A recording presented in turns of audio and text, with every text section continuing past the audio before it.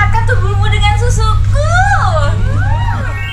Lah, nggak bahaya ta? Ini loh susu Mbok Darmi yang baru-baru ini lagi viral di berbagai media sosial, bahkan sampai di review influencer Farida Nurhan. Kalau lihat antriannya nih, bikin mewek ya bos. Panjang sepanjang kenangan dan selalu diserbu, apalagi pas cuacanya lagi gerah gini. Wih, laris manis ya Mbok dagangannya. Jangan salah ya bos, bukan Mbok Darmi loh yang jadi pemiliknya. Tapi ini Mas Doni yang sama sekali gak ada hubungan apa-apa dengan Mbok Darmi. Lah, kok bisa ya? Halo bos, ini susu yang lagi viral, saya loh yang punya. Penasaran dengan perjalanannya? Tetap di Cuan Bos.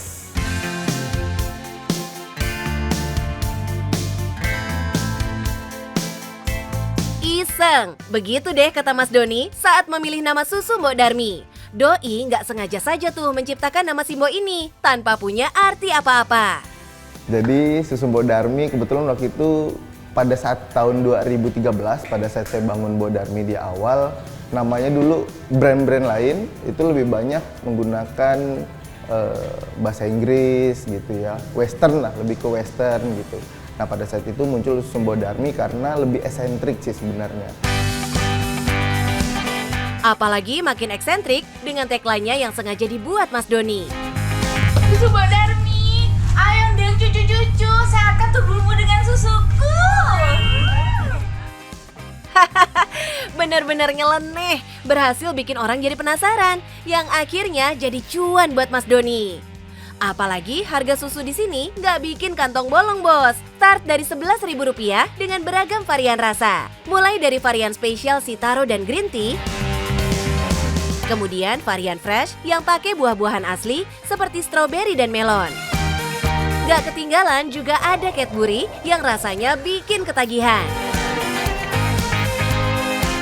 Udah paling muantap di tengah cuaca yang gerah, kalau minum yang dingin-dingin, apalagi minumannya sehat bos. Biar gak bosan sama varian susu yang itu-itu aja, Mas Doni sengaja bikin menu seasonally, alias musiman nih bos. Halo bos, ini dia menu seasonal kita berkolaborasi dengan brand-brand tertentu. Rasa baru, rasa es teler, ini supaya menarik minat konsumen di momen-momen tertentu. Yes, biar konsumen bisa bertambah, Doi sengaja membuat menu kolaborasi. Jadi, konsumen brand tertentu yang nggak tahu brand susu Simbo bisa melek lewat sistem kolaborasi. Hihi, cakep ya marketingnya, cerdas. Biar makin banyak cuan yang datang, ya kualitas produk susu kudu terjamin dong. Berabe, kalau minum susu malah jadi sakit. Semua sistem produksi susu di sini benar-benar detail melewati tahap pasteurisasi atau pemanasan untuk membunuh bakteri pada susu. Susu-susu tersebut masih melewati QC ya bos, setelah dipanaskan.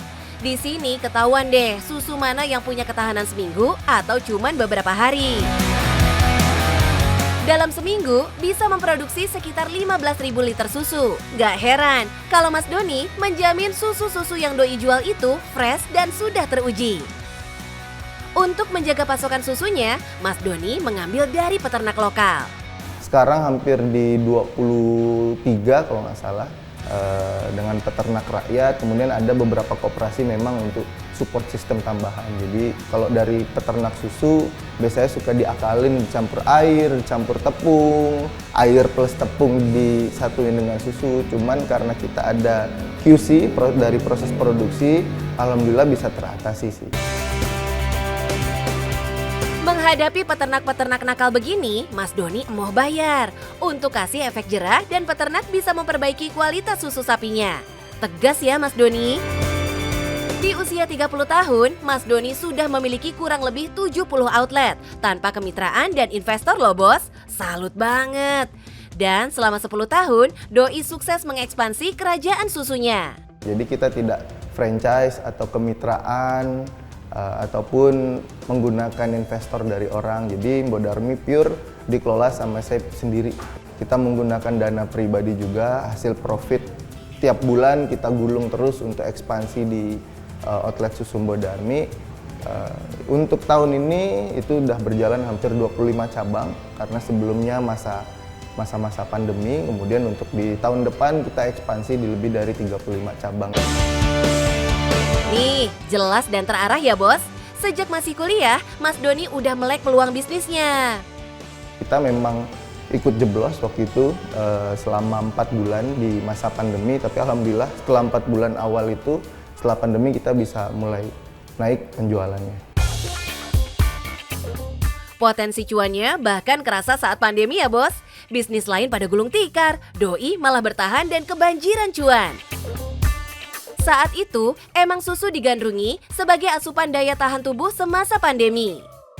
Segmen kita adalah 80% offline, kemudian 20% online. Pada saat pandemi, alhamdulillah kita bisa switch dari 80% offline ke online ya. Top banget, nggak salah pilih bisnis ya mas. Nah, kira-kira berapa cup sih susu Simbo ini laku dalam sehari? 100-400 cup sehari sih Kak. Wah, berarti minimal omset ini di beberapa outlet adalah 2.200.000 ya bos per hari. Belum per bulan, seger banget cuannya bos. Bisnis ini juga nggak akan berkembang kalau nggak ada sistem pemasaran yang ciamik lewat media sosial. Makanya bisnis doi bisa viral dan penjualan online bisa digenjot. Semangat terus deh Mas Doni, sukses selalu. Bos, bangun bisnis itu kita harus peduli dengan peternak lokal kita. Dan kita juga harus bangga dengan UMKM lokal kita. Yang penting cuan bos.